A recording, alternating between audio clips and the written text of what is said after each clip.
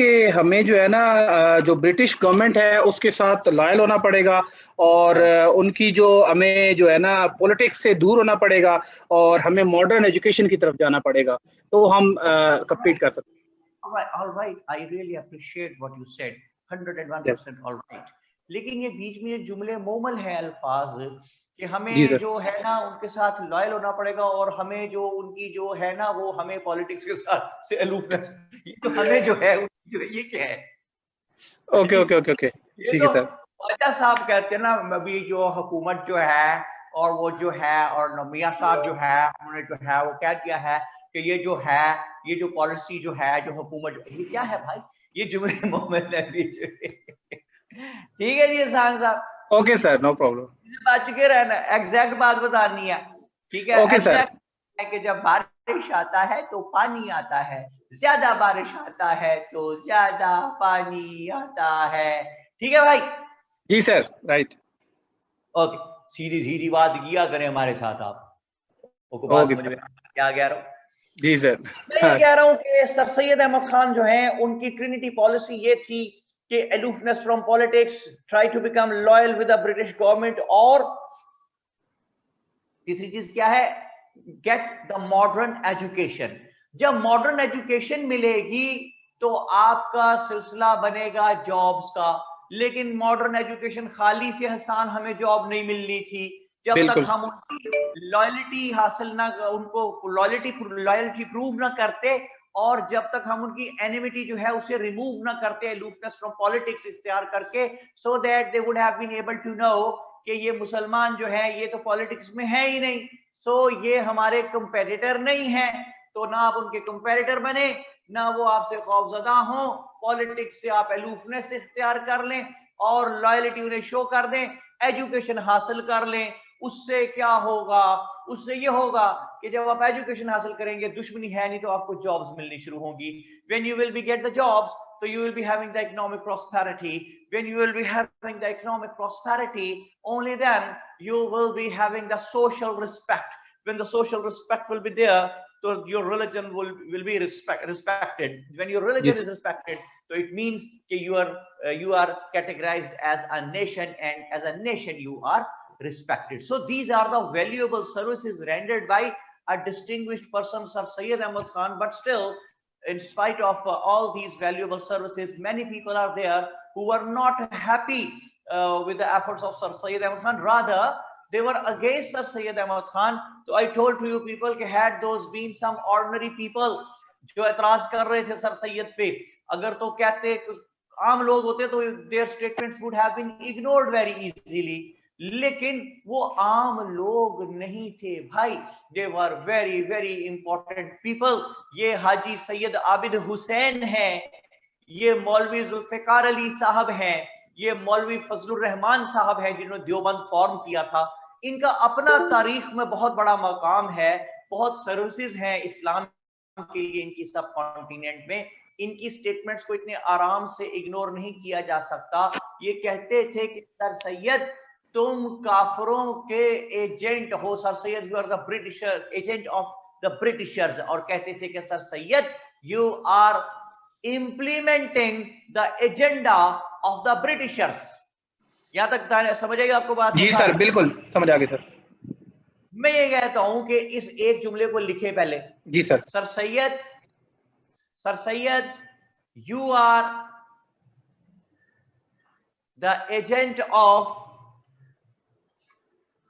Sir Syed, you are the agent of Britishers. दूसरा जुमला लिखें इसके नीचे एक लाइन छोड़ के। जी sir. Sir Syed, you implement the agenda of Britishers. Sir Syed, you implement the agenda of Britishers. ये जो जुमला है इसको डब्बे में डाल दे, बॉक्स में। Okay sir. डब्बे में किस में डाला भाई? डब्बे में सर। डब्बे में डब्बा, डब्बे में केक। ओ मेरा प्यारा दोस्त, लांतियों में एक, ठीक है जी। नो सर, लोग ऊपर से नेक, लोग ऊपर से नेक, अंदर से सांप, ऊपर से नेक। अच्छा, वाह जी वाह, वाह जी वाह। वेरी गुड, आपने भी मिसरा मुकम्मल किया है जी। तो हसन कोई शेर सुनाओ यार, कोई शेर आता है तो। सर शेर, कोई नकर नहीं, नकर नहीं नहीं, ये वक्त नहीं है नहीं नहीं का, तेरी इस नहीं नहीं ने मुझे छोड़ा नहीं कहीं का।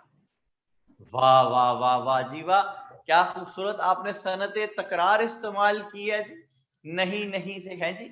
फूल जी सर। लेकर फूल आया, फूल से मैंने कहा तुम तो खुद ही फूल थे, फिर फूल लाए किस लिए।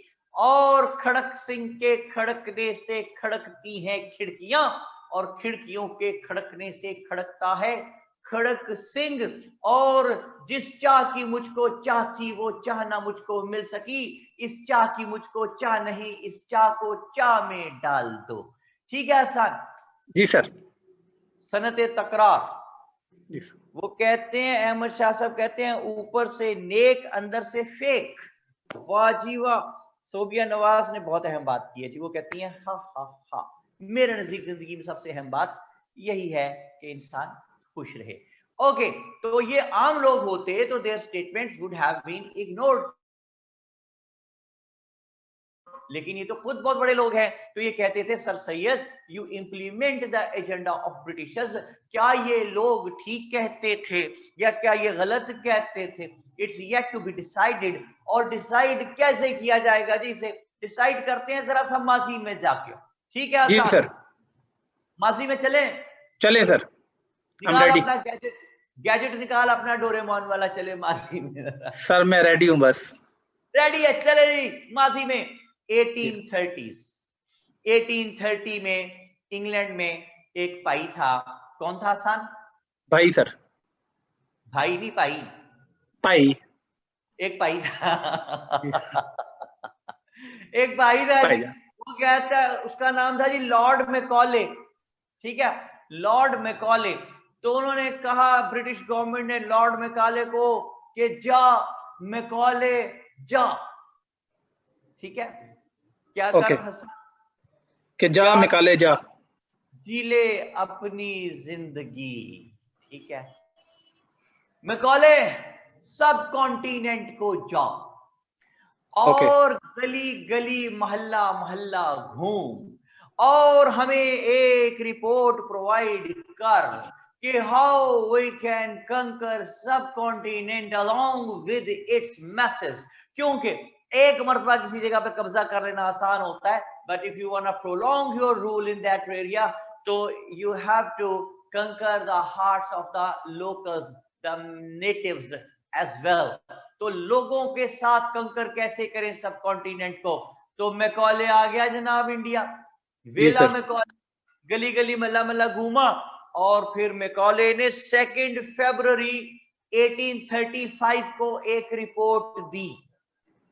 2 फरवरी 1835 मैकॉले एक रिपोर्ट देता है जिसका नाम है तारीख में मैकॉलेज रिपोर्ट। ओके। मैकॉले इस रिपोर्ट में कहता है कि I have moved all the length and breadth of India and have found no beggar, no thief, high moral values, high caliber of the people, so we cannot conquer subcontinent along with its masses। तो ये तो नाकामी की report है। तो फिर Macaulay आगे कुछ रिकमेंडेशंस देता है जिनको तारीख में हम कहते हैं मैकॉलेज रिकमेंडेशंस। Edmund okay. भेज दी हुई है इनको। अच्छा, ये पिक देखिए जो आपको भेजी है, मैकॉलेज रिकमेंडेशंस। इसमें ये ऊपर देखिए ब्लैक मार्कर से जो इकट्ठा लिखा हुआ है, लॉर्ड मैकॉलेज रिकमेंडेशंस। ओके। और इसमें पहली रिकमेंडेशन देता है, कहता है चेंज देयर कल्चर, इनका कल्चर बदल दो। दूसरा कहता है replace their old system of education, इनका तालीम का पुराना निजाम बदल दो।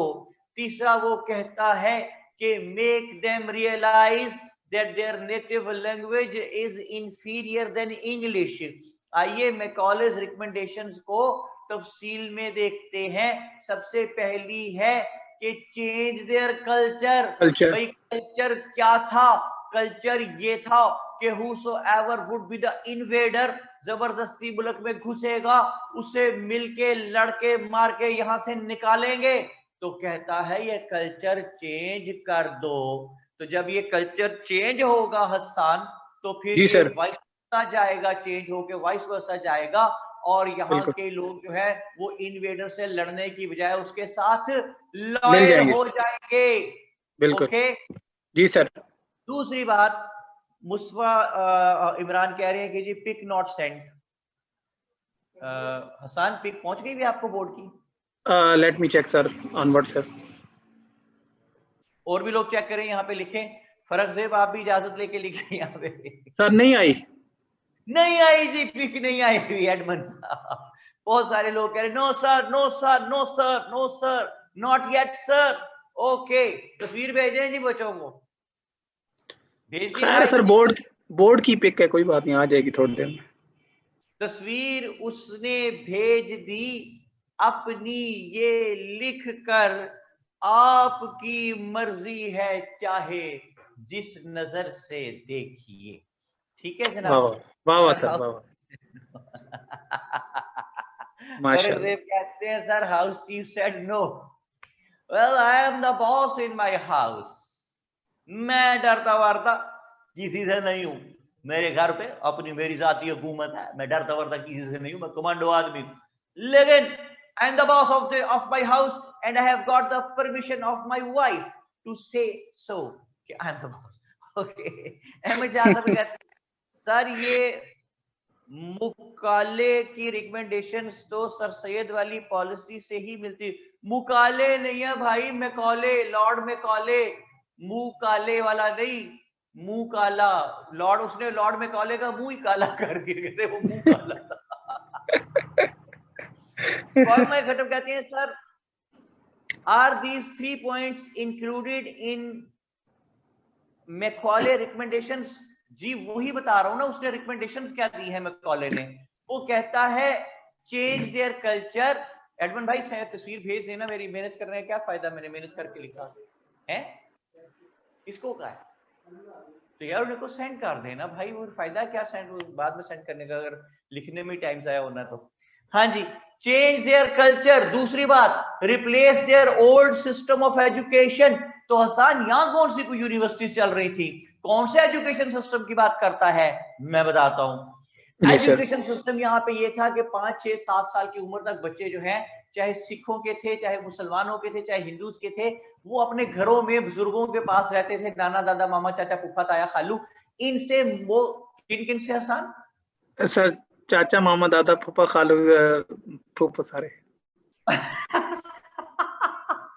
इतनी तेज कहना था ना, मामा ताया फूफा चाचा ताया खालू। चले जी, इन लोगों से वो एजुकेशन हासिल करते थे, और they were inculcated the noble values, the moral values। क्योंकि कोई भी बुजुर्ग हो, किसी भी मजहब का हो, वो बच्चे को ये नहीं सिखाता कि मेरा काका इतना पाल है, बड़ा होकर सबसे बड़ा चोर बनेगा, वाह जी वाह, कत्ल करेगा, नहीं, कोई ऐसा बच्चे को नहीं सिखाता। ठीक है जी। तो बच्चे मॉरल वैल्यू सीख के बड़े होते थे।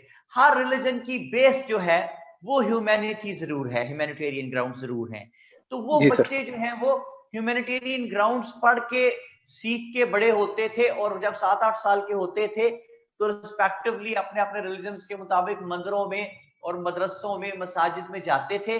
वो भी मजहब जो है वो भी आपको ह्यूमैनिटी सिखाते हैं, कोई भी मजहब हो दुनिया का, कोई मजहब आपको ब्लड शेड नहीं सिखाता, कोई मजहब आपको चोरी डाका कत्ल नहीं सिखाता, जुल्म नहीं सिखाता। हर रिलीजन जो है उसकी बेस ह्यूमैनिटी होती है। तो वो सारे बच्चे जो हैं वो ह्यूमैनिटेरियन ग्राउंड सीख के बड़े होते थे। ठीक है जी सर। तो जी सर। वो जब बड़े होते थे इन मॉरल वैल्यूज के साथ, तो जो मॉरल वैल्यूज वाला बंदा है वो चोर नहीं होता, वो भिखारी नहीं होता, ठीक है, वो हाई मॉरल वैल्यूज वाला होता है, हाई कैलिबर वाला होता है। तो यही तो मैकॉले कह रहा है कि इनका एजुकेशन सिस्टम बदल दो, ताकि ये हाई मॉरल वैल्यूज सीखने की बजाय ये बेवकूफ उस्ताद को बाप समझते हैं, इनको ये सिखाया जाए कि उस्ताद जो है simply an employee, an ordinary employee of yours, the way many other people serve you, the watchman, the guard, the gardener, the chef, everybody who is serving you, who is being paid by you, he is your servant. आप टांगे में school आते हैं, जो भी आप उसको एक आना एक पैसा उस जमाने के मुताबिक देते हैं, टांगे वाला जो है that has been hired by you, वो आपका एम्प्लॉय है, तो वो एम्प्लॉय होके पैसे लेके अपने अपने जो काम है रिस्पेक्टिवली वो करते हैं, उस्ताद जो है वो पढ़ाता है। तो बाप का दर्जा क्या है को भाई, तो ये जब आप बाप का दर्जा देते हैं तो उस्ताद की बात आपके ज़हन में नक्श रहती है, लेकिन जब आप उसको एम्प्लॉय चलते हैं तो फिर उसकी बातें नक्श नहीं होती, वो सिर्फ सिलेबस पढ़ते हैं आप उसको और वहीं पे बात खत्म हो जाती है वो। तो ये इसने कहा कि replace their old system of education. और आखिरी बात देखिए कितनी अहम है, जिसकी तरफ कभी कोई तवज्जो नहीं करता। लॉर्ड मैकॉले की रिकमेंडेशन है, असली बेड़ा गरक वो कर गया हुआ सब कॉन्टिनेंट का, लॉर्ड मैकॉले। उसने रिकमेंड किया कि मेक देम रियलाइज, नेटिव्स को make them realise that their native language is inferior than English। ठीक है जी सर। तो जब कोई ये मान लेता है कि मेरी नेटिव लैंग्वेज आपकी लैंग्वेज से इंफीरियर है, तो वो सिर्फ यही नहीं मान लेता कि मेरी जबान आपकी जबान से कमतर है, वो ये भी मान लेता है कि मेरी कौम आपकी कौम से कमतर है। इतना लैंग्वेज का। तो आज भी हसन साहब आप एक फैक्ट्री के मालिक हैं, आपने ऐड दिया एडमिनिस्ट्रेटर रखने के लिए, 2 लड़के आए हैं, एक एमए इंग्लिश है एक एमए उर्दू है, आप एमए इंग्लिश वाले को प्रेफर कर देंगे। True sir. कि नेटिव लैंग्वेज को इंफीरियर समझना, whosoever speaks English in our society, हम खामखा उससे मरूब हो जाते हैं। ठीक है, लेकिन सर ऐसी ऐसी जगह इंग्लिश बोलते हैं हम कि आप तसव्वुर नहीं कर सकते। अमरूद वाले को जाके कहते हैं gentleman what is the rate of these guavas today, look awesome. ठीक है, तो मुझे तो नहीं पता चल रहा क्या हुआ है। अच्छा जी, मारिया आसिफ कहती हैं जी कि sir is this question authentic, if you look it up it has been widely discredited as a होस्ट। कौन सा क्वेश्चन बेटे, किस क्वेश्चन की बात कर रही है, मुझे पता ही नहीं है।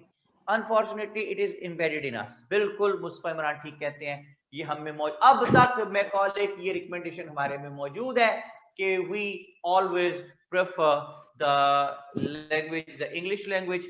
ठीक है, हमारी ऐसा कहती है कोटेशन है क्वेश्चन। अच्छा बेटे आई एम वेरी सॉरी, मेरे से वो दूर है, जरा सा मुझे वो पढ़ने में जरा सी उसे दुश्वारी, कोटेशन ही लिखा हुआ आपने। ठीक है, कौन सी कोटेशन ऑथेंटिक है? If you look it up it has been widely discredited as.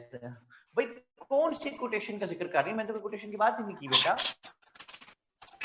Lord Macaulay की रिकमेंडेशन की बात करें ना, कोटेशन कहां से आ गई बीच में? रिकमेंडेशंस हैं बेटा, बिल्कुल यही उसकी रिकमेंडेशंस हैं। अब वो ऑथेंटिक है तो मैं उन्हें क्या करूं? अच्छा जी, मेरी बात सुनो ध्यान से, छोड़ो सर। ये 3 रिकमेंडेशंस हैं लॉर्ड मैकॉले की। Change their culture, replace their old system of education and make them realise that their native language is inferior than English. तो भाई ये तो मैकॉले ने रिकमेंडेशंस दे दी, मैं ये कहता हूं कि इनको इंप्लीमेंट करता कौन नजर आ रहा है? कौन इंप्लीमेंट कर रहा है कि लॉयल हो जाओ, उनके साथ दुश्मनी छोड़ दो और मॉडर्न एजुकेशन हासिल करो। स्कूल कौन खोल के दे? Simply employees, nothing else, not like father. जी हाँ, नायाब अजहर शजीहा नकवी और अहमद शाह कहते हैं sir Syed Ahmad Khan. Yes of course, sir Syed Ahmad Khan. तो वो मैंने डब्बे में आपको एक बॉक्स में मैंने आपको एक सेंटेंस लिखवाया था, सान अहमद पढ़ना, वो क्या है? Sir Syed you implement agenda of Britishers. मैं दोबारा पढ़ता हूं ये जुमला, आप सुने, डब्बे पे अपने नजर रखे, जा लिखा हुआ है, sir Syed you implement the agenda of the Britishers. फिर सुने, sir Syed you implement the agenda of Lord Macaulay. हाँ जी, बात सुन रही आप? जी सर, ये है बात। अच्छा, क्या सर सैयद वाकई लॉर्ड मैकॉले का एजेंडा इंप्लीमेंट कर रहे थे? क्या वाकई में sir Sayyid was the agent of the Britishers? क्या वाकई में he was implementing the agenda of Macaulay? इससे पहले कि इस सवाल का जवाब देखें, जरा मेरी बात पर गौर कीजिए। मुसलमानों के दो बड़े बड़े leader unanimously without having any second opinion, sir Syed Ahmad Khan और मोहम्मद अली जिन्ना, ठीक है जनाब? जी sir.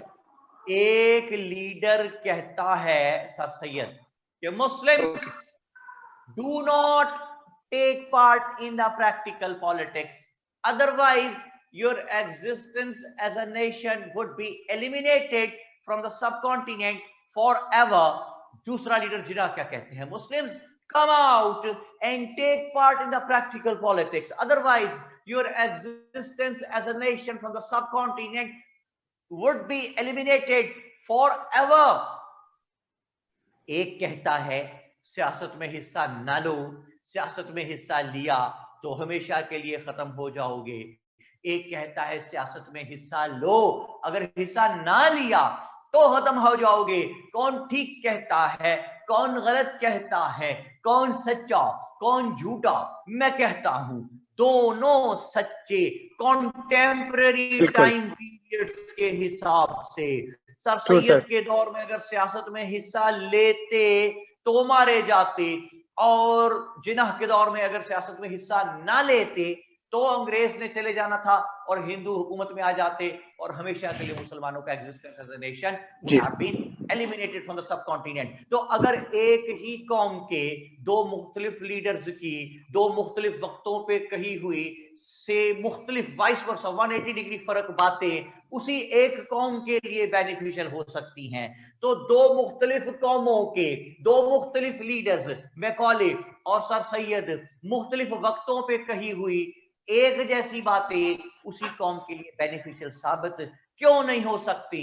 Hence it has been proved कि whatsoever Sir Syed Ahmad Khan recommended, whatsoever Sir Syed told to the Muslims, those all things had really become the need of the time, and those had got nothing to do with the recommendations given by Lord Macaulay. Yes, incidentally those matched with the recommendations given by Lord Macaulay, but whatever Sir Syed was saying, those were not under influence of the Macaulay's recommendations, because you see Sir Syed says loyal, try to become loyal with the British government। मुझे बताइए कि was there any other option available to the Muslims? Had they not become loyal with the Britishers तो मारी पड़नी थी ना भाई। और अभी जी सर उनके कंपेटिटर बन जाओ, उन उठा के बार भाई, ओ भाई अभी तो सोए थे मक्तल को सुरखुरू करके, अभी तो इतनी मार पड़ी थी 1857 में वॉर ऑफ इंडिपेंडेंस में, तो वही मार जो है उसके असरात ही खत्म कर रहे हैं सर सैयद कि फिर मार खानी है उनसे, उनके कंपेटिटर बन के। ठीक है, तो आपके पास ऑप्शन ही अवेलेबल नहीं थे। मोर ओवर, अगर आप as a nation respect recognition चाहते हैं, एज ए नेशन रिकग्निशन चाहते हैं, तो your religion must be respected. अगर आप चाहते हैं कि आपका रिलीजन जो है इट शुड बी रिस्पेक्टेड, तो you must be having the social respect.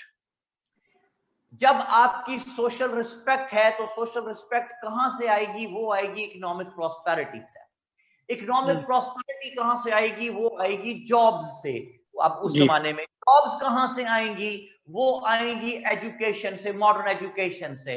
तो अगर मुसलमानों को मॉडर्न एजुकेशन पे कन्विंस न करते तो मुझे ये बताइए कि मुसलमानों का एग्जिस्टेंस कहां रह जाना था? ना जॉब्स मिलती इनको, इकोनॉमिक प्रॉस्पेरिटी होती, ना सोशल रिस्पेक्ट होती, ना इनके रिलीजन की रिस्पेक्ट होती, ना ये बतौर नेशन रिकॉग्नाइज होते। तो they would have been crushed up to this extent. That's what the Britishers wanted, to crush the Muslims up to this extent that they would never be able to raise their heads again as a nation, and they would never be able to raise their heads in order to compete the Britishers, in order to become a threat for the Britishers, in order to become a hazard for the Britishers, and in order to become a source of throwing out the Britishers from the subcontinent। वो कोई बात समझ में आती है भाई? जी sir, बिल्कुल sir. But sir, he was a leader, an educated person with a broader vision. How could he ignore the deep impacts of Trinity reforms? कौन से deep impacts भाई? बड़े अच्छे इम्पैक्ट्स हैं उसके। ये जो आप यहाँ बैठी इस वक्त इंग्लिश में मेरे से सवाल पूछ रही हैं, और जो मैं आपसे खड़ा इंग्लिश में उर्दू में बात कर रहा हूँ खड़ा, ये सर सैयद की बदौलत है बेटा, वरना अभी हम जी मार खा रहे होते कहीं वहां पे इंडिया में। सर, क्योंकि मुख्तलिफ दौर में जो लीडर्स होते हैं और जो रिफॉर्मिस्ट होते हैं सर, उनके जो डिसीजंस होते हैं वो उस वक्त के हालात के मुताबिक किए जाते हैं। अब वो आने वाले वक्त को देख के नहीं किए जाते। अगर सर सैयद अहमद खान उस वक्त वो हमारे हालात को देख के, मुस्लिम्स के हालात को देख के वो डिसीजंस ना लेते, तो कायद आजम और अल्लामा इकबाल आने वाले वक्तों में इतनी एजुकेशन ना ले पाते और वो इतने अपने आप को ग्रूम ना कर पाते कि वो फिर सियासत में आते। तो इसलिए जो भी फैसले किए जाते वो उस वक्त के हिसाब से किए जाते हैं। शाबाश, वेरी वेल सेड हसन। देखें कितनी उन्होंने खूबसूरत बात की कि अगर ये इम्पैक्ट्स ना होते सर सैयद के स्टेप्स के, तो आपको जिन्ना और इकबाल जैसे, मोहसिन मलिक जैसे, वकारुल मलिक जैसे लीडर कहां से मिलने थे? और had this leadership not been there, तो आपने मुस्लिम लीग की मूवमेंट मुस्लिम लीग कहां से बनानी थी? मुस्लिम की मूवमेंट आपने कैसे चलानी थी? आपने पाकिस्तान कैसे बनाना था? तो डीप इम्पैक्ट्स जो है वो जाहिर अंडर कंसिडरेशन थे। तो सोवियत तो डीप इम्पैक्ट्स तो अच्छे ही आए ना, ट्रिनिटी पॉलिसी के रिफॉर्म्स के बेटा बुरे तो नहीं आए। तो अच्छा जी, अब एक क्वेश्चन जो पूछा जाता है एग्जाम में कि whether sir Syed Ahmad Khan was a pro Britisher or not. ठीक है जी एहसान साहब? जी सर। तो हमें यह देखना है कि सर सैयद प्रो ब्रिटिशर थे या नहीं थे।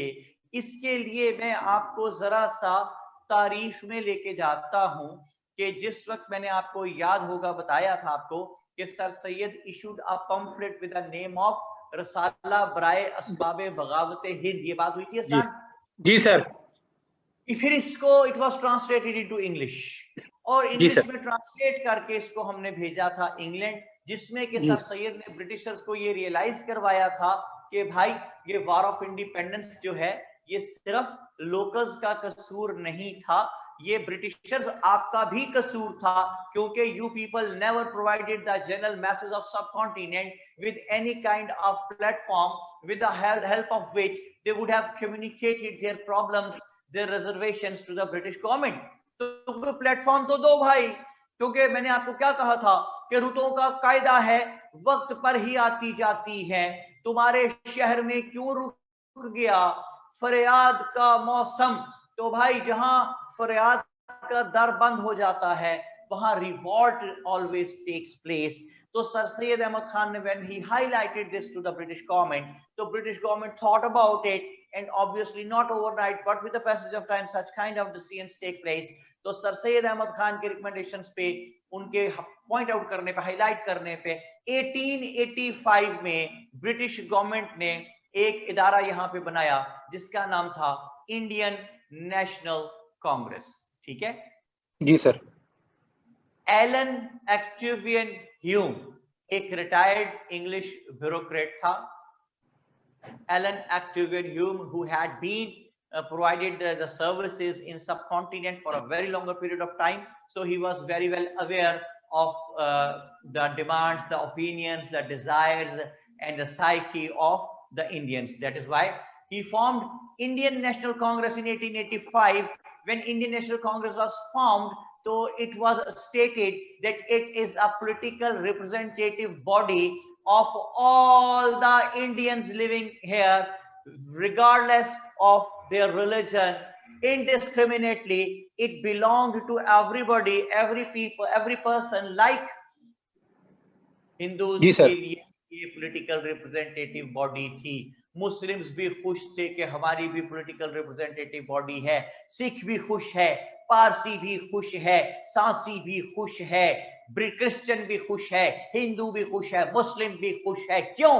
कि now no one would be able to deprive them of from their constitutional fundamental rights, as they were all deprived of their rights after the war of independence 1857, और indiscriminate killing हुई थी Britishers के, जिसका जिल चाहा जिसको उठाया उसको मारा, कत्ल किया, टांगे तोड़ी, कोड़े मारे। तो अब ऐसा नहीं होगा। क्यों? Now they were having their own political representative body with the name of Indian National Congress। Congress. जी sir. True. No, this institution which was formed, Indian National Congress, it was a liberal organization, and first it was the organization who used to represent everybody up to the mark, with a neutral approach. It used to represent everybody living in here in subcontinent. But in 1890, just after the 5 years of its inception, what happened? A very, very rigid extremist Hindu, young extremist Hindu, Bal Gangadhar Tilak, BAL, Bal Gangadhar Tilak. He was a young Hindu extremist leader. He joined Indian National Congress in 1890 and he converted Indian National Congress into a Hindu favored organization. He converted Indian National Congress into a Hindu favored organization. जी एक second, तस्वीर मिल गई आप लोगों को board की? जी sir. जी लिखे यहाँ पे, बाकी लोग भी लिखे यस अगर तस्वीर मिल गई है तो बोर्ड की, ताकि सर अभी नहीं आई। सर अभी नहीं आई। एडमिन भाई तस्वीर बजरिया डाक भेज रहे हैं यार। सर बारिश है ना, इस वजह से डिले हो गई है शायद। तलागंग में बारिश हो रही है इस वक्त? सर अभी तो नहीं हुई, लेकिन सुबह हुई है 7 बजे, 7 से 7:30 तक। अच्छा सर, कौन सी ऐसी स्क्रूटनी हो रही है? अहमद शाह कहते हैं कौन सी ऐसी स्क्रूटनी हो रही है जो पिक्चर आ ही नहीं रही है। अहमद शाह तो काफी शरारती चीज है यार, है। अच्छा जी, जायदा फारूक आ गई है, शुक्र है जी, बड़ी देर बाद आई मेरी बेटी, आज पहले नजर नहीं आई थी। कराची के थ्रू भेज रहे हैं सर, रास्ते में ही डूब गई है। और कहती रास्ते में डूब गई, तस्वीर कराची से भेजी थी। कराची के रहने वाले लिखे यहाँ पे, कोई पानी वानी काम हुआ कि नहीं हुआ यार वहां पे? दोबारा आजकल में दोबारा एक्सपेक्टेड थी बारिश आजकल में। ना डरा यार, बेचारे पहले बड़ी मुसीबत में है। सर प्लीज जरा इंडियन नेशनल कांग्रेस का ब्रिटिशर का नेम अगेन बता दें। एलन एक्टिवियन ह्यूम, नूरुल हुदा, एलन एक्टिवियन ह्यूम।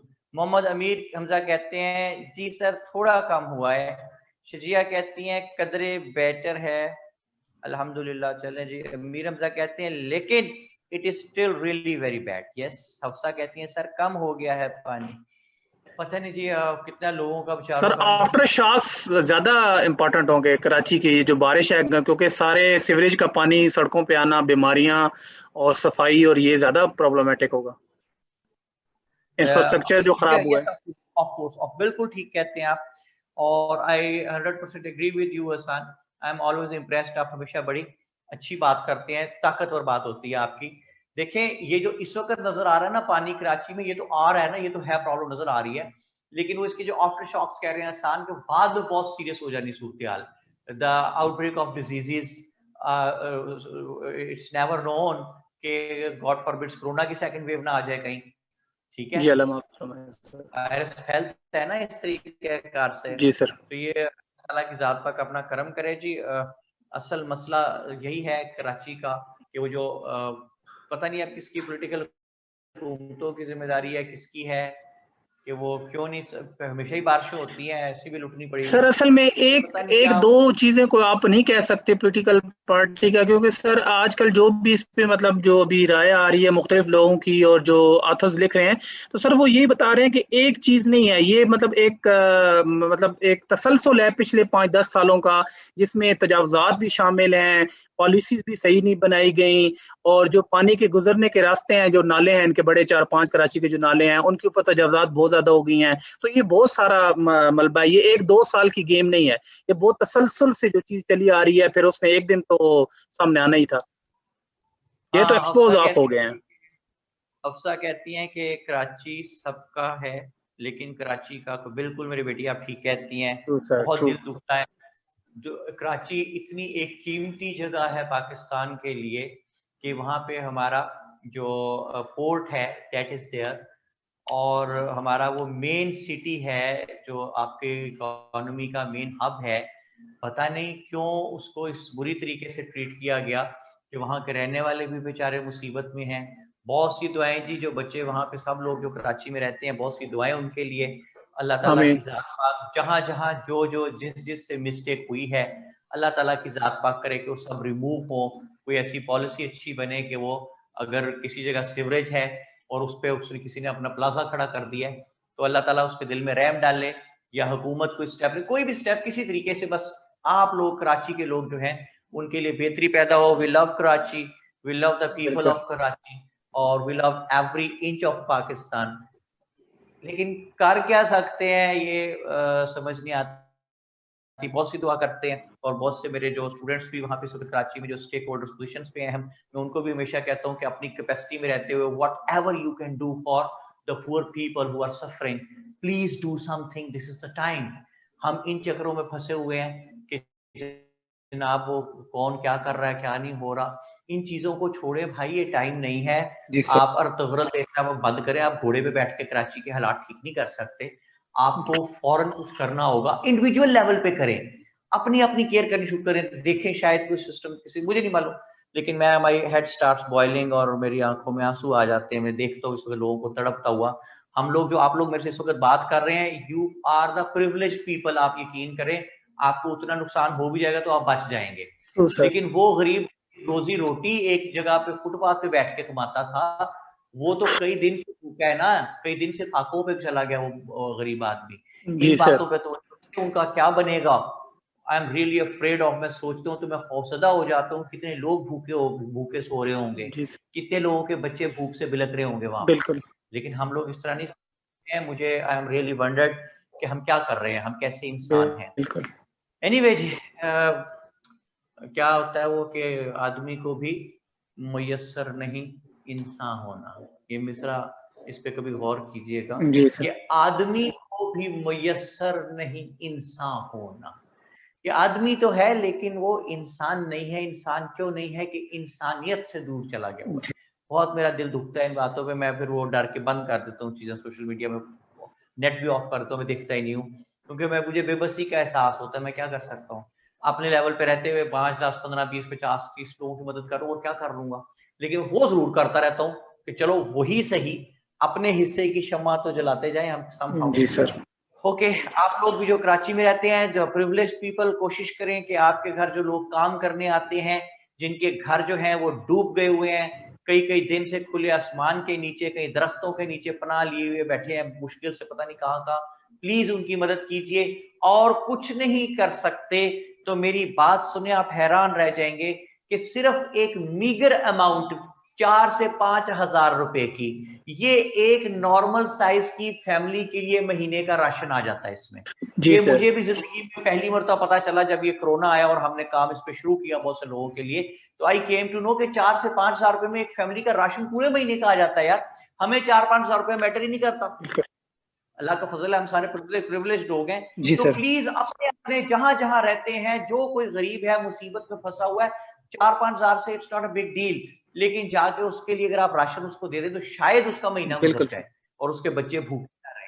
बेशुमार चीजें आती हैं, दालें और वो चीनी और वो क्या होता है ऑयल वगैरह, आटा, मतलब वो भूखा नहीं ना रहेगा। आटा होगा, घी होगा, दालें होंगी, वो चलता रहेगा, सिस्टम चल रहेगा, उनका भूखे नहीं रहेंगे। हाँ, ये करने की कोशिश करते रहा करें जी। आई एम वेरी सॉरी, मैंने आपका नहीं सर, अच्छी बात है सर। हाँ जी। तो मैं क्या कह रहा था? मैं ये कह रहा था कि 1885 में जब इंडियन नेशनल कांग्रेस बन गई, तो आप तक 1885 में जब इंडियन नेशनल, यार वो पिक चली गई है भाई। अच्छा जी, तो 1885 में इंडियन नेशनल कांग्रेस बनती है और ये देखिए कि मैं यहाँ पे ये लॉर्ड मैकॉले की रिकमेंडेशन में मिटा रहा हूँ, ये मजबूरन जो मैंने लिखी थी, मैंने आपको लिखवा भी दी है ये। और आप 1890 में इंडियन नेशनल कांग्रेस जो है, it was converted into a Hindu favored organization due to the presence of the leaders like बाल गंगाधर तिलक। अच्छा जी, तो देखिए जनाब, ये है हमारा आजकल का प्यारा पाकिस्तान, ये गंदा इंडिया, और ये बंगाल आ गया। ये जो बंगाल है, it was a huge area, Bengal was। जी सर। अकेले बंगाल की आबादी जो है वो फ्रांस के बराबर थी उस जमाने के। फ्रांस के बराबर थी, 78.5 मिलियंस।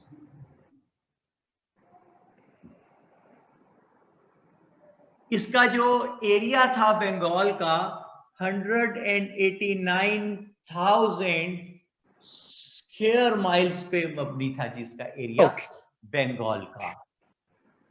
अगर आपको मैप पे थोड़ा सा समझ आ रही हो तो मैं पहले आपको एक बात बताऊं कि 1899 से 1905 तक यहां पे एक वायसराय आया जिसका नाम था लॉर्ड कर्जन। लॉर्ड कर्जन जो है, he was a very very innovative person. और फिर हम देखते हैं कि 1905 से लेके 1911 तक यहां पे एक वायसराय आता है जिसका नाम था लॉर्ड मिंटो। ये भी वायसराय था। ये जरा नोट कर लीजिएगा कि 1899 से 1905 तक एक वायसराय आता है जिसका नाम था लॉर्ड कर्जन, और फिर 1905 से 1911 तक 6 साल एक वायसराय आता है जिसका नाम था लॉर्ड मिंटो। ओके। ये जो लॉर्ड कर्जन था, he was a very innovative person. He went to Bengal to visit the different areas. As I told to you people, that Bengal was such a huge area that the Viceroy of India could visit Bengal only once in his tenure of 5 years. इतना वसी area था ये कि 5 साल में viceroy भी एक ही दफा जा पाता था। तो लॉर्ड कर्जन जब वहां पे गया तो ही ऑब्जर्व कि बंगाल के 2 हिस्से हैं। एक समझ लीजिए आप ईस्टर्न बंगाल है, ये जो मैं ग्रीन कर रहा हूं, it is eastern Bengal. Total population आसान मैंने कितनी लिखवाई है बंगाल की आपको? 78.5 मिलियन। शाबाश। इस 78.5 मिलियन में से ये जो ईस्टर्न बंगाल है, जो मैंने ग्रीन किया है एरिया बंगाल का, आधा उधर ईस्ट साइड वाला, ये इसकी आबादी थी 31 मिलियन। 31 मिलियन। इन 31 मिलियन में से 18 मिलियन जो हैं दोज वर मुस्लिम्स, और 12 मिलियन जो हैं दोज वर हिंदूज, और 1 मिलियन जो हैं those were others. So इस तरह you can see that in the eastern Bengal Muslims were in majority, जैसे कि आपने देखा कि 31 मिलियन टोटल रहते हैं जिनमें से 18 मिलियंस वर द मुस्लिम्स। अच्छा, ये जो मैं रेड कर रहा हूं एरिया, पहले तो ये देखिए ये वेस्टर्न बंगाल का एरिया है और ये कैलकाटा है, जो रेड मैंने गोला बना दिया है, ये कैलकाटा है। तो कलकत्ता में we can see that it was having the seat of the government. Calcutta में गवर्नमेंट की सीट थी। यहाँ पे गवर्नमेंट की सीट का क्या मतलब है? कैपिटल था गवर्नमेंट का। और all the progressive works of the government used to take place in and around Calcutta. ठीक है, अमीर हमजा कहते हैं जी पिक रिसीव्ड, वेरी गुड जी, शुक्र अल्लाह का।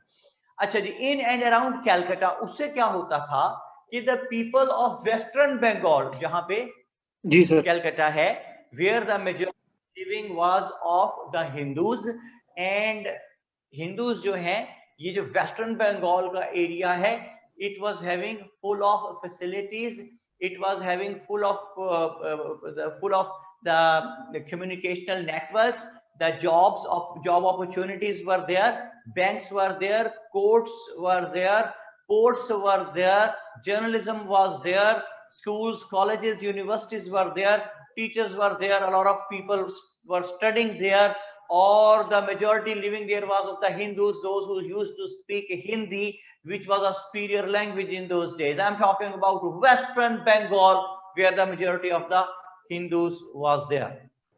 Yes, sir. Whereas the Eastern Bengal is concerned, so Lord Curzon observed that at the same time the people living in eastern side of Bengal, they were really suffering and they were having no communicational networks, any roads वगैरह कोई नहीं थी, They were having no court. Their port of Chittagong was not operative, or journalism was not there. Banks were not there. Schools, colleges, universities were not there. Job opportunities were not there. And the majority living there was of the Muslims. They used to speak Bangla, which was an inferior language in those days. So when Lord Curzon observed all this, he became really very much worried about the proper administration in Bengal. So he decided to do something, as I told to you people, he was a very innovative man, Lord Curzon was. He decided to do something for the poor people of Bengal. And in order to do something, he decided to make the partition of Bengal and to create two new provinces, Western Bengal and the other one was Eastern Bengal. उससे क्या होता है, देखिए आपने अक्सर सुना होगा, हमारे साउथ पंजाब के जो दोस्त हैं वो अक्सर कहते हैं कि साउथ पंजाब को न्यू प्रोविंस, एक भावलपुर, भावनगर वगैरह जो उसे अलग सूबा बनाया जाए। तो अलग सूबा बन जाने से क्या होता है भाई, आपको अलग टेरिटरी मिलती है, अलग रेवेन्यू मिलता है, अलग सब्सिडीज मिलती है, एडमिनिस्ट्रेशन मिलती है, अलग गवर्नर मिलता है, अलग चीफ मिनिस्टर मिलता है, तमाम एडमिनिस्ट्रेटिव पावर्स आपके अपने पास आ जाती हैं, and you are unable to make some good for the people of your area. ये न्यू प्रोविंस बनने से होता है। तो इसी तरह जब ये न्यू प्रोविंस बना ईस्टर्न बंगाल का, तो the people living there were started getting all those facilities which the people of a separate province can attain. जैसे कि ढाका का हाई कोर्ट बन गया, चिटागांग का पोर्ट ऑपरेटिव हो गया, जर्नलिज्म का सिस्टम स्टार्ट हो गया, बैंक्स बन गए, यूनिवर्सिटीज बननी स्टार्ट हुई, कॉलेजेस बने, स्कूल्स थे, people started going towards the schools, colleges, universities, education आना शुरू हुई, जॉब्स मिलना शुरू हुई, रोड्स बनी, नेटवर्क बना, इकोनॉमिक प्रॉस्पेरिटी आना शुरू हुई, इससे majority living there was of the Muslims, they started becoming prosperous, मुसलमानों को फैसिलिटीज मिलनी शुरू हो गई। ये बात हिंदूज को पसंद ना आई, and they started making severe agitation against the British government। और agitation, एहतजाज क्या था? mainly to roll back the decision of partition of Bengal। partition of Bengal का decision जो है उसको roll back करो British government। अच्छा जी, most awful aspect for the Muslims was that these agitational works, whatever was going on, those were going on through the platform of Indian National Congress। तो Muslims जो थे they were really rejected। किस बात पे? इस बात पे कि यार इंडियन नेशनल कांग्रेस तो हमारी भी थी, इसने खुद तो हमें क्या फायदा पहुंचाना इंडियन नेशनल कांग्रेस ने? अगर ब्रिटिश गवर्नमेंट के किसी स्टेप से हमें फायदा पहुंच रहा है पार्टीशन ऑफ बंगाल होने से, ये उसको भी कहते हैं ब्रिटिश गवर्नमेंट पे जोर डाल रहे हैं, एजिटेशन कर रहे हैं to roll back the decision of partition of Bengal. ये कैसा जुल्म है? यही तो कयामत है ना, कि अगर हमें फायदा पहुंच रहा है तो ये कहते हैं कि पार्टीशन ऑफ बंगाल का डिसीजन रोल बैक कर दो। तो मुसलमान दुखी हैं, डिजेक्टेड हैं, रिजेक्टेड हैं। हसन, मुसलमानों का दुखी होना बनता है? जी सर, बनता है। दुखी हैं, डिजेक्टेड हैं, रिजेक्टेड हैं। बिल्कुल सर, ट्रू। ऐसे में मैं आपको क्या कहता हूं सबको कि मेरे साथ प्रवास करने के लिए तैयार हो जाइए। अब हम रेडी हैं विजुलाइज करने के लिए चीजें। आसान, रेडी हैं? ओके, तो प्रवास की तो पहुंचे, एक कोठी का गेट है, गेट जी सर, अंदर लंगर लगा हुआ है सर। नजर आ रहा है? नजर आ रहा है? जी सर, नजर आ रहा है, अंदर लंगर है। हाँ, कोठी के गेट से हम एंटर हुए, साथ ही बड़ा सारा एक लॉन है। लॉन में एक बहुत ही ग्रेसफुल से बुजुर्ग हैं जो बैठे अखबार पढ़ रहे हैं। ये ग्रेसफुल से बुजुर्ग कौन है? ये नवाब मोहसिन अल मलिक हैं। जी सर, नजर आ रहे हैं नवाब साहब आपको? गुड। ये नवाब मोहसिन अल मलिक इंग्लिश अखबार पढ़ रहे हैं, अचानक शदीद टेंशन में आ गए हैं। टेंशन में आए तो क्यों टेंशन में आए हैं? नोट कीजिए, इन्होंने एक स्पीच पढ़ी है। स्पीच किसने डिलीवर की है? लफ्ज लिखे, लॉर्ड मॉर्ले की स्पीच है। लॉर्ड मॉर्ले, एरो डाल के लिखे, लॉर्ड मॉर्ले है कौन? Secretary for Indian affairs. Secretary for Indian affairs. Lord Morley ने ये स्पीच कहां की है? उसने ये स्पीच ब्रिटिश पार्लियामेंट में की है, ब्रिटिश पार्लियामेंट में। उसने स्पीच में ऐसा क्या कहा है जिससे नवाब साहब परेशान हो गए हैं? उसने कहा है, लिखें कि next time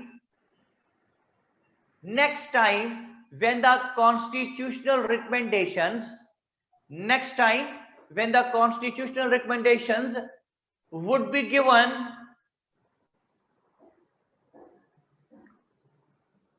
in India,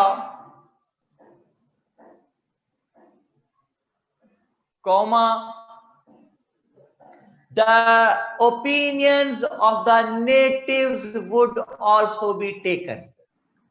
The opinions of the natives would also be taken. Hasan, इसका क्या मतलब है कि लोकल से भी पूछेंगे कि आप क्या चाहते हैं, ठीक है? जी सर। कहता है कि जब नेक्स्ट टाइम कॉन्स्टिट्यूशनल रिकमेंडेशन देंगे तो लोकल से पूछेंगे कि आपके लिए इसमें क्या क्या रखा जाए। जी सर। ये पढ़ के नवाब साहब परेशान हुई, तो ये तो अच्छी बात है। मैं बताता हूं इसमें परेशानी की बात क्या है। परेशानी की शदीद तरीन बात इसमें यह है कि ब्रिटिश गवर्नमेंट कहती है नेटिव से भी पूछेंगे कि आपको क्या क्या चाहिए ओपिनियंस। शाबाश हमीर हमजा, वो कहते हैं आईएनसी नेशनल कांग्रेस से पूछें। ओ भाई, बात यह है कि आप डोर टू डोर जाके तो पूछेंगे नहीं, बिल्कुल। इंडियंस कैसे पूछेंगे? आपकी पॉलिटिकल रिप्रेजेंटेटिव बॉडी से। तो आपकी पॉलिटिकल रिप्रेजेंटेटिव बॉडी कौन है? वो है भाई इंडियन नेशनल कांग्रेस। तो इंडियन नेशनल कांग्रेस तो वही है जिसने खुद तो आपको क्या फायदा पहुंचाना। वो अगर ब्रिटिश गवर्नमेंट के किसी एक्ट से आपको फायदा पहुंच गया है, वो उसको भी कहते हैं रोल बैक कर दो। तो इसका मतलब है कि वो आपसे सिंसियर नहीं है, इंडियन नहीं है। जी सर। तो इस बात पे नवाब साहब परेशान हुए हैं कि तो ब्रिटिश गवर्नमेंट से मुसलमानों के हक की कभी बात करेंगे ही नहीं, तो मुसलमानों को कोई फायदा पहुंचेगा ही नहीं। हाँ जी, नवाब साहब सही परेशान है सर? ट्रू, बिल्कुल सर, सही परेशान है। अच्छा जी, तो आगा साहब माइक आपका आज ऑपरेटिव है कि नहीं? आपके पास आए कि ना आए? सर विच नवाब? नवाब मोहसिन मलिक मुस्तफा जिनकी बात हो रही है, नवाब साहब का काम के नाम पूछ रहे हैं मोहसिन मलिक। अच्छा जी, हसन आ गया, बस ले आया? जी सर। है ना, और सुनाई दिया है बस। अच्छा जी, हसन बेटे से लेते हैं इजाजत। बहुत लंबी आज हमने इससे बात की, बहुत। Thank you sir, thank you so much. God bless you Hasan, जीते रहो, सलामत रहो। और मेरी बात कराएं जी। आप किससे बात कराएंगे? मेरी बात करा दें आप किससे बात कराएं? मेरी बात कराएं जी नायाब अजहर से।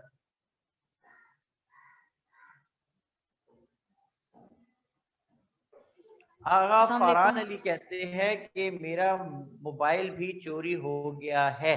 तो बेटा ये लेक्चर किस चीज पे, लैपटॉप पे अटेंड कर रहे हो? जी वालेकुम अस्सलाम। कौन है मेरे साथ? नायाब। हाँ नायाब, कैसी है बेटा? मैं ठीक, आप ठीक है सर? या फाइन, थैंक यू। क्या हो रहा है नायाब? पढ़ाई। आप, मैं भूल गया हूँ, किस शहर में थी आप? लाहौर। लाहौर में ही? अच्छा चलो फिर ठीक है। तो मतलब तैर के तो नहीं जाना पड़ता ना, कि वोट की जरूरत तो नहीं है? नहीं शुक्र। कराची में तो उन्होंने क्रीम बोट भी स्टार्ट कर दी है, मैं देख रहा था, बड़ा दिल दुखा मेरा देख के। अच्छा हसन क्या कहते हैं? सर हर दौर के फिरौन के लिए अल्लाह पाक कोई ना कोई मूसा जरूर भेज देते हैं। हसन यहाँ इस बात की क्या तुक है जी? लॉजिक बताएं, मुझे समझ नहीं आई मेरे बेटे, बात किस कॉन्टेक्स्ट में लिख रहे हो? ओके नायाब, यहाँ तक कहानी समझ आ रही है आपको? जी सर। ओके, तो ये तो नायाब वही है ना, थोड़ा सा बोलती है ना? आपको याद आ गया है? याद आ गया? मुझे याद आया, आपने कहा जी सर मुझे याद आ गया, तो वही है यार। अच्छा चलिए ठीक है। तो नया प्रैक्टिस किया थोड़ा सा बोलने की कि नहीं की? आज बोलूंगी। बोलेगी, चलो वेरी गुड वेरी गुड, शाबाश। बस इतना भी नहीं बोलना कि मैं लेक्चर ही नहीं दे सकूं, ठीक है? अच्छा, तो नया बात कहां तक पहुंची है? नवाब मोहसिन मलिक साहब परेशान है, परेशानी समझ आ गई है? जी जी। अच्छा, तो सही जस्टिफाइड है ना परेशान होने में? जी सर। अच्छा, तो नवाब मोहसिन मलिक जो है ये परेशान बैठे हैं कि यार ये तो बड़ा मसला हो गया, इंडियन नेशनल कांग्रेस हमारी फेवर की बात कभी करेगी नहीं। तो इन्होंने फौरी तौर पे अपने जो इलीट ग्रुप जो दोस्त थे सारे उस जमाने के मुस्लिम बड़े बड़े लीडर्स, पढ़े लिखे लोग, उनको बुलाया अपने घर, वो सारे इकट्ठे हो गए। यहाँ पे हमें एक बड़ी इजाद होती नजर आती है दुनिया में। नायाब सुन रही है? जी सर, सुन रही हूँ। क्या होती नजर आती है? इजाद। इजाद। सारों ने आके कहा मोहसिन, नवाब मोहसिन मलिक को, मोहसिन व्हाट्सअप।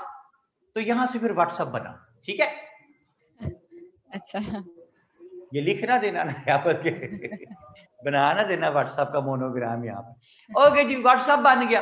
तो इन्होंने कहा मोहसिन व्हाट्सएप। तो नवाब मोहसिन मलिक ने सारी बात सुनाई, सारों ने ये बात सुनी, and they unanimously came to the conclusion कि ये तो मसला बड़ा गड़बड़ हो गया, इंडियन नेशनल कांग्रेस हमारी फेवर की बात कभी नहीं करेगी। सो उन्होंने डिसाइड सबने किया कि हमें खुद जाना चाहिए किसके पास? वॉइस राय के पास। तो वॉइस राय तब तक आ चुका है लॉर्ड मिंटो, तो वॉइस राय के पास जाना है। अच्छा, तो वॉइस राय के पास तो जाना डिसाइड हो गया। ओ भाई, वॉइस राय से अपॉइंटमेंट कैसे मिलेगी? दिस इज द प्रॉब्लम कि वॉइस राय से अपॉइंटमेंट अब कैसे मिले भाई। तो वॉइस राय से अपॉइंटमेंट मोहसिन मलिक साहब ने कहा कि फिक्र ना करो, मैं आपको अपॉइंटमेंट लेके दूंगा। नया बात समझ आई? कैसे? तो नवाब मोहसिन मलिक ने क्या किया, जरा लिंक लिखते जाए साथ साथ। नवाब मोहसिन मलिक का दोस्त है आर्चबोल्ड। आर्चबोल्ड कौन है? वो MAO कॉलेज का प्रिंसिपल था। आर्चबोल्ड MAO कॉलेज का प्रिंसिपल था। नवाब मोहसिन मलिक और आर्चबोल्ड MAO कॉलेज में कुलीग रहे हुए एक दूसरे के साथ, हमेशा बहुत साल इकट्ठे रहे हैं वहां पे, तो इसलिए वो इनका बड़ा दोस्त है आर्चबोल्ड। अब एक और लिंक लिखिए, आर्चबोल्ड का कजन है जिसका नाम है Dunlop Smith. Dunlop Smith. Dunlop Smith कौन है? वो secretary to the viceroy Lord Minto है, लॉर्ड मिंटो का सेक्रेटरी है।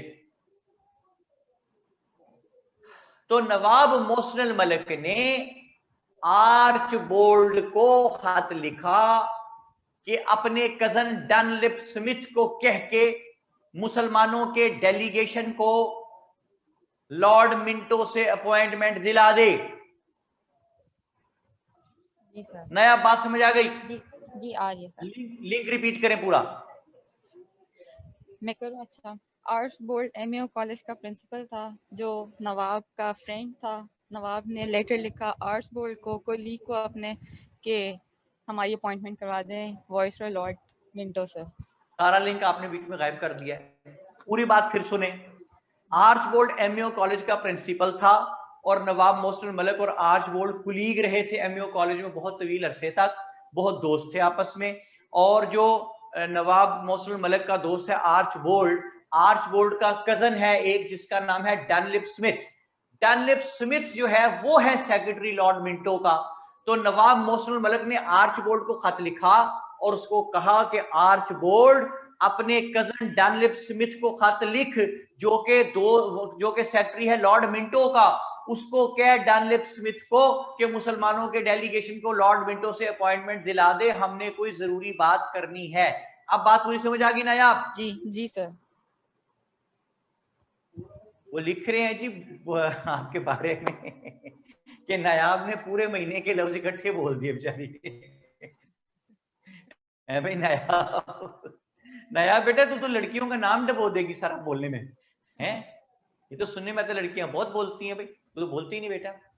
अच्छा, वहां पे सारी ला रही है कि हाँ मैं नहीं बोलती। मुझे क्या नजर आ रहा है, सारे ला रही है, मुंह से बोलो नया।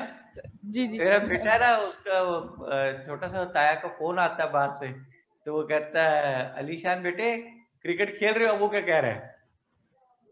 यार उसको नजर आ रहा है, तू सारे ला रहा है, मुंह से बोल भाई। अच्छा जी, तो नया बोल के बात करते हैं भाई। ओके, अच्छा अच्छा सर, ऐसा। चलिए, बड़ी मेहरबानी। अब मैं देखता हूँ नया आपका बोलती हो कितना बोलती है। हाँ जी, तो नवाब मोहसिन मलिक का ये खत मिला आर्चबोल्ड को और आर्चबोल्ड ने कहा कि Mohsin Malik you are justified, वाकई आपको अपॉइंटमेंट मिलनी चाहिए। उसने बात की डनलिप स्मिथ से जो उसका कजन था। डनलिप स्मिथ को ये लिखा कि हमें अपने बॉस लॉर्ड मिंटो से मुसलमानों को अपॉइंटमेंट दिला दे, तो उसने अपॉइंटमेंट दिला दी। आर्च बोल्ड के कहने पे डनलिप स्मिथ ने लॉर्ड मिंटो से मुसलमानों के डेलीगेशन को अपॉइंटमेंट दिला दी और ये 36 पीपल हेडेड बाय सर आगा खान ये पहुंचे जनाब अली शिमला, क्योंकि वो था उस वक्त लॉर्ड मिंटो शिमला गया हुआ था छुट्टियां गुजारने, ये उसकी छुट्टियां हराम करने शिमला पहुंच गए। नया बात समझ आ रही है? जी जी सर, जी सर आ रही है। ओके, शिमला पहुंच गए, जाके कहने लगे लॉर्ड मिंटो साहब, क्या कहते हैं? लॉर्ड मिंटो साहब? नहीं नहीं ऐसे, लॉर्ड मिंटो साहब बोलो कैसे? लॉर्ड मिंटो साहब ऐसे कहते लॉर्ड मिंटो ने कहना था। हंस क्यों रहे हो, चलो बाहर निकलो सारे। अच्छा जी, इन्होंने कहा लॉर्ड मिंटो साहब आपने लॉर्ड मॉर्ले की स्पीच पढ़ी होगी जिसमें उसने कहा है कि next time when the constitutional recommendations would be given for the people of India तो the natives would also be asked कि आपकी ओपिनियंस, आपके डिजायर्स क्या हैं। उसने कहा हाँ, लॉर्ड मिंटो ने कहा मैंने पढ़ी है, ये तो बड़ी अच्छी बात है। उसने कहा जनाब हमें डर ये है कि आप लोग पूछेंगे इंडियन नेशनल कांग्रेस से, तो इंडियन नेशनल कांग्रेस तो हमारे फायदे की बात मुस्लिम्स के कभी करेगी नहीं, जैसा कि लॉर्ड मिंटो साहब आपके एक्ट से जो पार्टीशन ऑफ बंगाल हुई है ब्रिटिशर्स के जरिए उससे मुसलमानों को वे हैव बीन बेनिफिटेड, तो अगर आपके किसी एक्ट से हुआ हुआ बेनिफिट उन्हें गवारा नहीं है और वो एजिटेशन कर रहे हैं आपके खिलाफ to roll back the decision of partition of Bengal, तो हमारे वो फायदे की बात भला क्यों करेंगे। तो इसलिए हम खुद आपके पास आ गए हैं कि हम आपको बता दें कि जब नेक्स्ट कॉन्स्टिट्यूशन बनाए तो उसमें मुसलमानों के लिए क्या कुछ रखें। 36 लोगों का ये डेलीगेशन है हेडेड बाय सर आगा खान, और मिंटो को कहते हैं कि मिंटो साहब हम इसलिए आए हैं कि आपको खुद बता दें अपनी ओपिनियंस, अपनी डिजायर्स, ताकि जब नेक्स्ट कॉन्स्टिट्यूशन आप बनाए तो उसमें मुसलमानों के लिए ये चीजें रख दें। तो लॉर्ड मिंटो ने कहा मुस्लिम्स गो अहेड, बताओ तुम क्या चाहते हो। नया अब यहां तक बात समझ आ रही है? जी सर आ रही है, सर आ रही है। ओके, मेरे साथ रहना, सब लोग मेरे साथ रहे मेंटली। इन्होंने कहा मिंटो साहब जब नेक्स्ट कॉन्स्टिट्यूशनल रिकमेंडेशंस बनाए तो प्लीज लॉर्ड मिंटो मुसलमानों को उसमें सेपरेट इलेक्टोरेट दे देना, मिंटो हमें 1/3 रिप्रेजेंटेशन दे देना नेक्स्ट कॉन्स्टिट्यूशन में। ओए मिंटो हमारा हाई कोर्ट में कोई जज नहीं है, हमारा कोई जज मुसलमान हाई कोर्ट में होना चाहिए। मिंटो हमें जॉब्स में कोटे दे दे, मिंटो मिंटो MAO कॉलेज को यूनिवर्सिटी बना दे। ओए मिंटो हमें सोशल प्रोटेक्शन दे दे, मिंटो मिंटो सुन रहा है ना तू? हाँ जी जी सर। हाँ नया ये बात समझ आ गई? जी सर। मिंटो ने ये सारी बातें सुनी और कहा कि Muslims all of your demands are justified and are on strong footings, and I being the Viceroy of India make you assure that if the next constitutional recommendations would be given under my viceroyalty, so your demands would be upheld because all of your demands are justified and are on strong footings. ठीक है जी sir. Akila Anam लिख रही हैं Minto ये हाथ मुझे दे दे Minto. नहीं भाई वो मिंटो था, ठाकुर तो नहीं था कोई। अच्छा जी वेल सेड यार। अच्छा जी तो क्या बात बनी, मिंटो ने क्या कहा है नायाब? उन्होंने कहा है कि आपके लिए कॉन्स्टिट्यूशन बनाई जाएगी जिसमें आपकी प्रोटेक्शन होगी। ये कब कहा है उसने? और उसने कहा बीबी कि Muslims all of your demands are justified and are on strong footings and I make you assure that if the next constitutional recommendations would be given under my viceroyalty तो your demands would be upheld. अगर मेरे under the गई तो आपकी सारी demands मैं मानूंगा। ठीक है ना आप? जी सर। अब ये हो गया जी वादा। तो उस जमाने में अंग्रेज का वादा समझा जाता था कि आधा काम हो गया, तो मुस्लिम्स वहां से, या नायाब को बड़ी मुश्किल पड़ रही है बोलने में। नायाब बेटी से लेते इजाजत जी, किसी बोलने वाले बच्चे के पास चलते हैं। Nayab thank you very much, nice talking you बेटे, आई एम वेरी सॉरी मैं आपको फोर्स करके थोड़ा बहुत बुलवाने की नहीं सर। ठीक है सारा बेटा, नाश्ता भी थैंक यू। एनर्जी भी जाया होती बेटे तेरी बोलने में। ठीक है ओके नायाब कहाँ जाएंगे जी? अब आप जाएंगे ज़ाहिदा फारूक के पास, कराची वाले जी।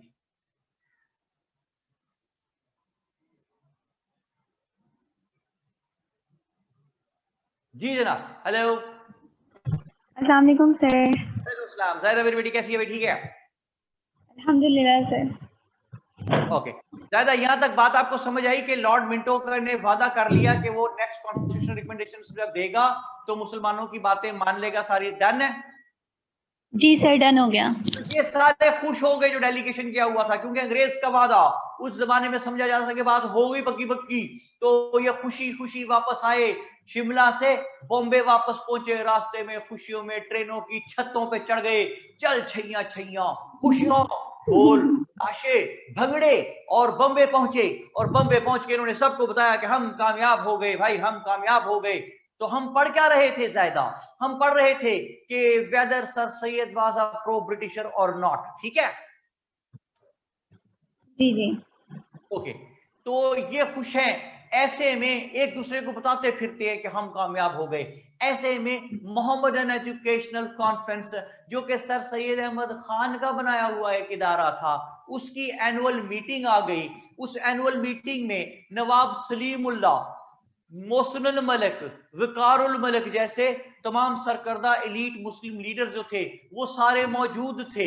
तो इन्होंने मोहम्मदन एजुकेशनल कॉन्फ्रेंस की एनुअल मीटिंग ये जो हो रही है 30 दिसंबर 1930 ढाका के मकाम पे हो रही है।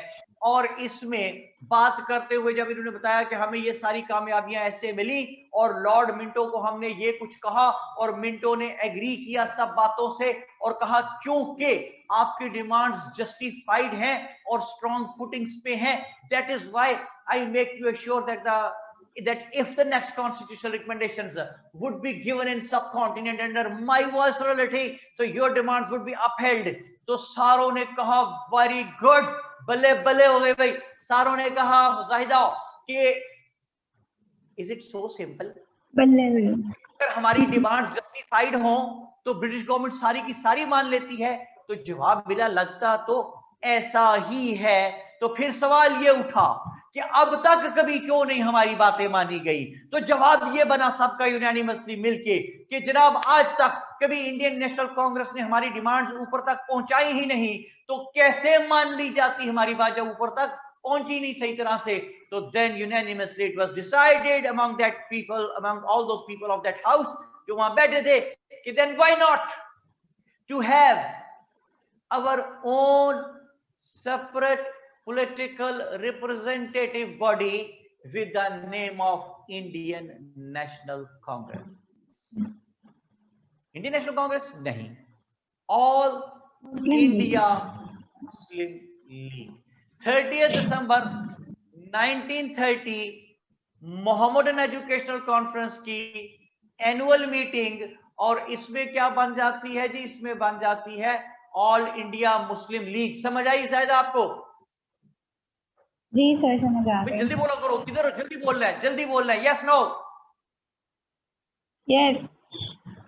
अब मेरी बात ध्यान से सुने, पूरा एक चेन चलने लगा, ध्यान रखना, मुंह मिस नहीं, एक चीज मिस नहीं करनी। अगर आप लोग कुछ और सोच रहे हो तो सोचना बंद कर दो, मेरी बात ध्यान से सुनो। देखिए 30 दिसंबर 1906 मोहम्मदन एजुकेशनल कॉन्फ्रेंस का एनुअल इजलास, इसमें मुस्लिम लीग बनती है। मुस्लिम लीग बनती है तो कॉन्शियसनेस ऑफ राइट्स आती है, कॉन्शियसनेस ऑफ राइट्स आती है तो platform for the movement of Pakistan बनता है, platform for the movement of Pakistan बनता है। तो 1940 में लाहौर रेजोल्यूशन होती है, लाहौर रेजोल्यूशन होती है तो वही पाकिस्तान रेजोल्यूशन बनती है, पाकिस्तान रेजोल्यूशन बनती है तो पाकिस्तान बनता है। तो मैं ये कहता हूं कि पाकिस्तान कैसे बना? पाकिस्तान रेजोल्यूशन से बना। पाकिस्तान रेजोल्यूशन आई लाहौर रेजोल्यूशन से। लाहौर रेजोल्यूशन कहां से आई? लाहौर रेजोल्यूशन आई struggle for the movement of Pakistan से। Struggle for the movement of Pakistan कहां से आई? वो कॉन्शियसनेस ऑफ राइट्स से आई। कॉन्शियसनेस ऑफ राइट्स कहां से आई? वो ऑल इंडिया मुस्लिम लीग ने दी। ऑल इंडिया मुस्लिम लीग क्या कैसे बन गई? वो शिमला डेलीगेशन की इंकरेजमेंट से बनी। शिमला डेलीगेशन की इंकरेजमेंट कहां से आई? वो शिमला डेलीगेशन से आई। शिमला डेलीगेशन कैसे हुई?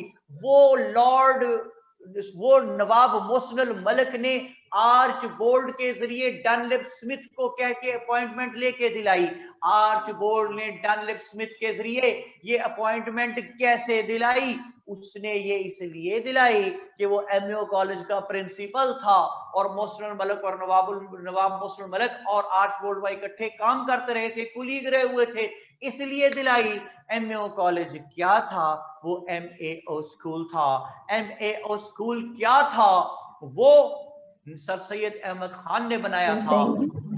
तो मैं ये कहता हूं कि अगर सर सैयद अहमद खान ना होते तो एमएओ स्कूल ना होता, एमएओ स्कूल ना होता तो एमएओ कॉलेज ना होता, एमएओ कॉलेज ना होता तो नवाब मोहसिन मलिक और आर्च बोल्ड एक दूसरे के कुलीग ना होते, वो कुलीग ना होते तो मोहम्मद तो पार्ट शिमला डेलीगेशन की अपॉइंटमेंट ना मिलती, शिमला डेलीगेशन की अपॉइंटमेंट ना मिलती तो शिमला डेलीगेशन ना में होती तो उसके जरिए मिलने वाली इनकरेजमेंट ना होती, वो इनकरेजमेंट ना होती तो मुस्लिम लीग फॉर्मेशन ना होती जो मोहम्मदन एजुकेशनल कॉन्फ्रेंस के इजलास में हुई थी। सर सैयद ने मोहम्मदन एजुकेशनल कॉन्फ्रेंस डेवलप ना की होती तो वो इजलास ना होता, वो इजलास ना होता, शिमला डेलीगेशन की एनकरेजमेंट ना होती तो फॉर्मेशन ऑफ मुस्लिम लीग ना होती, फॉर्मेशन ऑफ मुस्लिम लीग ना होती तो struggle for the movement of Pakistan के लिए कॉन्शियसनेस ऑफ राइट्स ना होती, कॉन्शियसनेस ऑफ राइट्स ना होती तो स्ट्रगल ना होती, स्ट्रगल ना होती तो लाहौर रेजोल्यूशन ना होती, लाहौर रेजोल्यूशन ना होती तो पाकिस्तान रेजोल्यूशन ना होती, पाकिस्तान रेजोल्यूशन ना होती तो पाकिस्तान ना होता। तो मुझे कहने दीजिए कि अगर सर सैयद अहमद खान ना होते तो पाकिस्तान ना होता। जी सर। तो कोई बात समझ में आई? जी सर। ये है पूरा एक चेन के sir Syed Ahmad Khan was a pro Britisher or not. एक it's a chain of incidents जो कि मैंने आपको सारा बताया जी। तो मैं ये कहता हूं कि सर सैयद अहमद खान ने जो भी what ever he did that was entirely in the favour of the Muslims, and whatever steps he took, those had really become the need of the time, and the people who used to allegate Sir Syed Ahmad Khan he was implementing the agenda of Lord Macaulay, they people were entirely wrong in their approach. तो sir Syed Ahmad Khan ने मुसलमानों को ना सिर्फ social aspect में उठाया, economic aspect में उठाया, रिलीजियस एस्पेक्ट में उठाया और सर सैयद ने मुसलमानों को एज अ नेशन जो है एक सेपरेट रिकग्निशन दी। तभी तो हम खींचतान के सर सैयद अहमद खान को father of the two nation theory भी कह देते हैं। तो सर सैयद अहमद खान के बारे में कहते हैं कि he was the one who saved the Muslims from the severe rivalry of the Britishers. He managed to eliminate the rivalry of the Britishers. He managed to eliminate the enmity of the Muslims with the Britishers, due to which the Muslims were having severe attitude towards the Muslims. अगर आपको याद हो तो मैंने आपको एक box बनवाया था consequences of the war of independence में, जायदा वहां पहुंचे, मैंने बॉक्स ये बनाया था, बॉक्स जो बनवाया था इसमें हमने लिखा था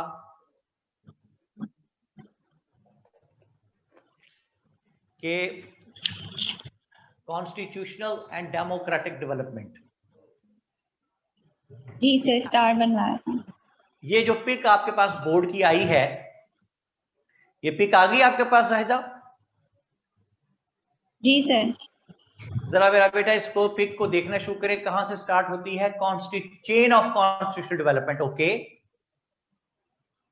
जी सर, 1774 से स्टार्ट होता है जी। अच्छा, अब देखें कुछ चीजें इसमें बॉक्स में डाल के मैंने रेड लिख दी हैं, नजर आ रही हैं आपको पिक में? जी सर, आ रही हैं। ओके, देखिए यहां पे स्टेक होल्डर्स हैं तीन, कौन कौन? Britishers, Muslims and Hindus. Okay, जी सर। ज्यादा इन तीनों में से, ब्रिटिशर्स, हिंदूज एंड मुस्लिम्स, इन तीनों में से इस पोजीशन में कौन है कि कोई चीज इंप्लीमेंट कर दे? ब्रिटिशर्स। शाबाश, शाबाश, obviously the Britishers, they were in rule. अच्छा,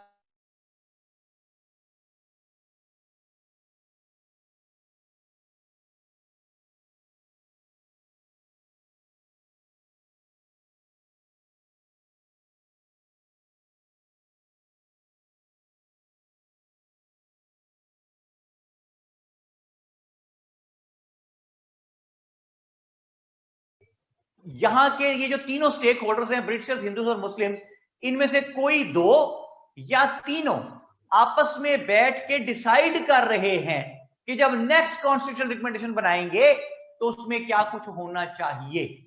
ठीक है, ये इंप्लीमेंटेड नहीं है थ्रू द ब्रिटिश गवर्नमेंट, ये आपस में बात हो रही है। डन हो गया जी? जी सर।